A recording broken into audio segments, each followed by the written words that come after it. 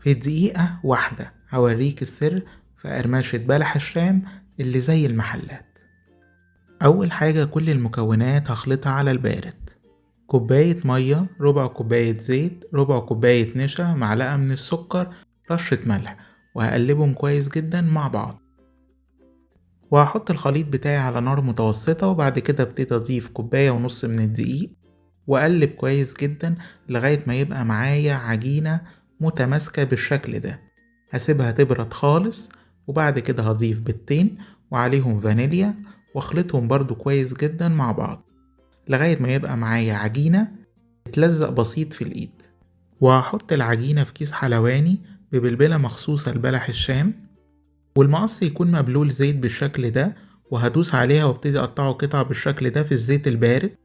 وبعد كده ما اخلص الكمية هحطها على نار متوسطة، ومش هقلبه خالص لغاية ما يبتدي ياخد لون، وهو ساعات بيقلب نفسه بنفسه لو احتاج اقلبه انا. وبعد كده لما ياخد اللون ده هبتدي اشيله من على النار وهحطه في شربات الحلويات البارد، واللي عايز طريقته في رابط اسفل الفيديو. وكده القرمشة والطعم هيبقى زي بتاع المحلات بالظبط. اهم حاجة سيبولي رأيكم في التعليقات، واشتركوا في القناة ودوسوا لايك على الفيديو.